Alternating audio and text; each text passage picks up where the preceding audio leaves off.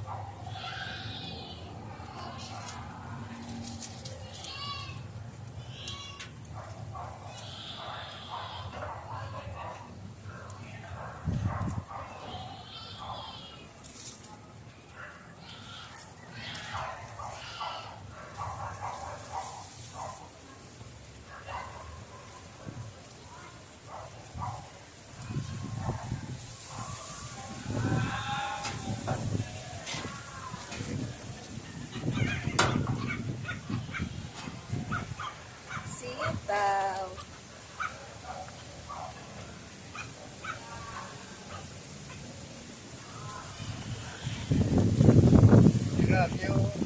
Oo. Oo. Ayan guys, si tatay. Sa Pamunyag. Punta tayo guys sa kabila dito. Doon, kukuha tayo ng mga okra. Ayun o, ang kalabasa. O, laki na. Ayun, ang kalabasa. Ayan, o. Nakapatong sa karton. Yan ang kalabasa. Ayun pang isa, o. Ayan, malaki na. Pero ito mas malaki. Yan. Kukuha ako dyan ng okra.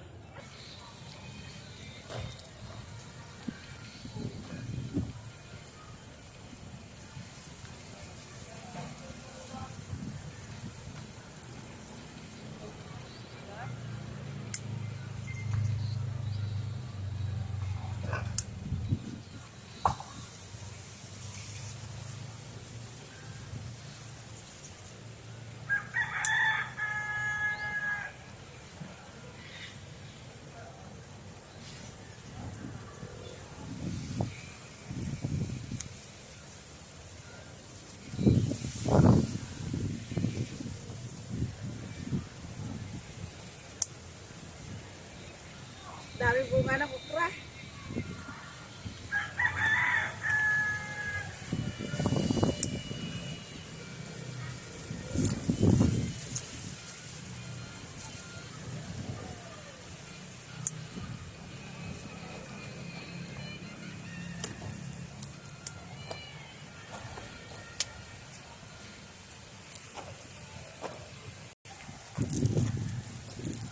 Oh. Diba? Oh, dami ng bunga.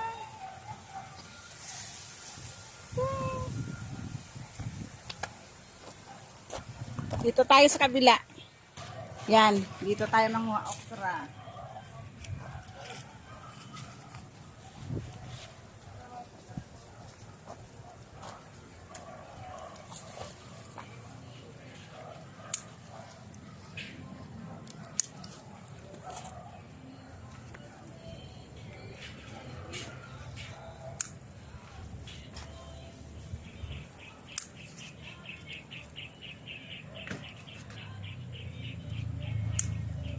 Yan, oh.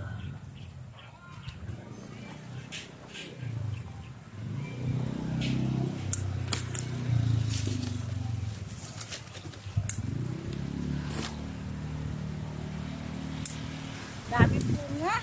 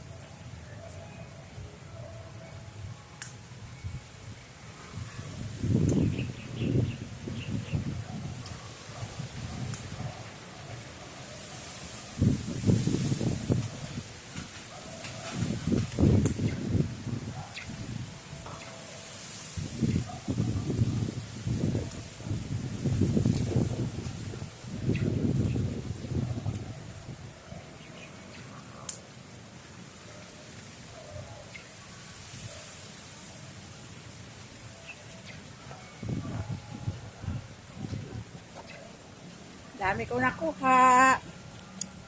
Oh. Oh, ito pala yung mga petsa ni tatay. Oh, malalaki. Malalaki na iba tayo. Tay. Tay. Tama talaga to sa Sabado. Sa Sabado. Ano? Kailan mo to pa-harvest? Kailan mo pa-harvest? Sabado? Lunes? Lunes ko pa.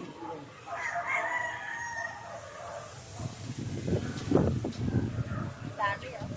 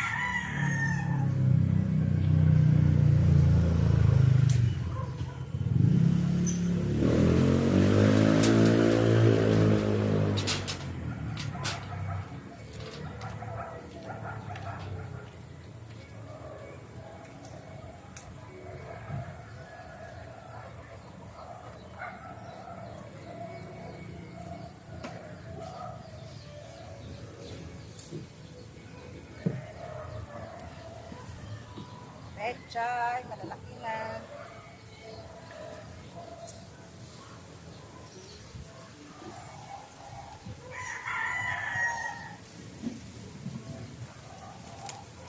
Okra. Ayan, oh. Monday, harvestin na daw yun ni tatay. O kaya sa linggo. Oh. Ang dami na nag-aabang ito. 2 flat. Ayan, oh. Ang ganda ng pechay, oh. Kalibre na naman ang panggisa, panlaga, oh. Ayan, oh. May bunga na ang siling pangsigang. Ang dami bunga, tay. Oh, isang puno pa lang to. Yung iba nandun sa kabila. Ayan, puno yan ng sigarilyas. Yan. 2 puno. Ay, ano tong isang puno, tay? Sigarilyas. Ang isa, ano to, tay? Oh, ito pang ibang pechay. Ano, tay? Mag-apat bilog puro. Damo, tay, na. Ayan, ang okra ko. Ang dami. Oh. Pag binili mo to, 1 kilo na to. Ito yung ibang pechay. Pero mauna yung nandoon sa kabila. Ayun, mauna yon. Ayun, may mga takip na yan, mustasa. Bagong tanim lang yan nila, tatay kahapon yata. Saka yung iba kanina. Ayun, yung isa, oh. Na ano pa ni tatay. Mga 2 days na yung isa. Yung 2 na yan, parang kahapon lang yan. Tapos ang mga pechay na katabi, harvestin na yan sa linggo, kaya sa Lunes. Pero pwede na rin kumuha, kaya lang. Sabi ni tatay sa Lunes na lang. Oh, ito naman, next to na harvestin siguro mga 2 weeks pa to. Yan, tsaka ito. Oh, 2 flat din to. Oh. Sa kabila naman, bagong tanim din na mustasa. Ang katabi niya, mga talong. Yung sa gilid naman, mga sitaw. Yung dulo, talbos ng kamote, tsaka kamote naglalaman. Yung sa gilid naman, na andoon, kalabasa. Sa gilid niyan, mga okra. Oh. Diba? Meron pa doon sa kabila, hindi pa natapos ni tatay, nililinis lang. Meron din pala ako dyan pinatanim na kinchay, tsaka spring onion. Ayan, kahit pa konti-konti lang yan, ay malaking bagay. Ayan, ito pa oh. Diba? Katabi ng sili na pangsigang na may maraming bunga. Ayan. Ayan, namumulaklak na yung kamatis. Ayan, katabi ng mga saluyot. Ito naman yung mga kangkong. Itong mga kangkong na to nakaka-survive kasi pag gusto ko magsinigang, meron akong kangkong. Tamang-tama lang siya talaga sa isang sahugan. Sobra-sobra pa. Minsan ina-adobo ko pa. Ayan, ang ganda ng aking sibuyas. Ayan, pakita ko sa inyo yung mga sibuyas ng malapitan. Malalaki na sila. Ayan, ang sibuyas, pwede ko na ngang harvestin. Ayan, pwede ko na siyang gupitan. Ito naman yung mga bagong tanim. Ang gawa ko kasi, pag nabili ako ng sibuyas, pinuputol ko, hinahabaan ko yung anong puno. Ayan, marami na. Ayan muna ang kuhanin ko, pwede na yan. Pag nagluto ako ng isdang sinabawan, sarap yan. O, diba? Ayan, madami na kaming kamatis. O, meron din palang akong celery. Bumili ako ng 2 puno. Kinat ko rin ng mahaba na iniwan ko sa puno. Ayan, celery ko yan.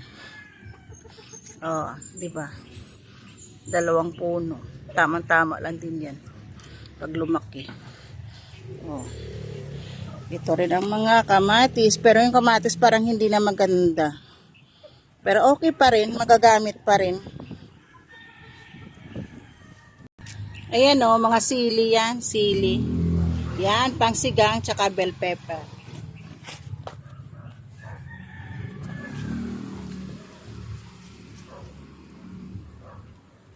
Ito, mga alugbati. Ayan, sili din. Sili. Pangsigang. Yan. Nanguha pala ako ng saluyot. Kasi kailangan ko ng saluyot.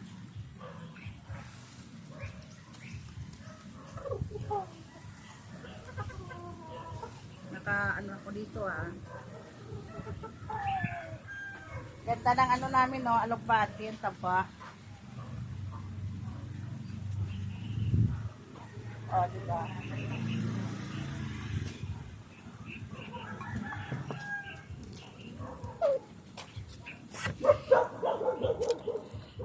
Ang dami Ayan alugbati.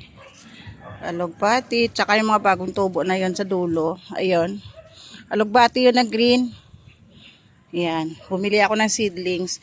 Tapos ayan siling haba yan, pangsigang. Tapos kamatis, nandun sa dulo naman, mga bell pepper.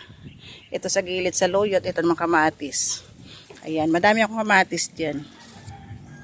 Ang dami kong okra na nakuha. Tapos may ilang sitaw. Ayan Ayan. Manguha pa ako sa luyot. Ayan, ito guys. Kukuha ako ng dahon malunggay. Diba? Guys, thank you for watching. Salamat. Bye.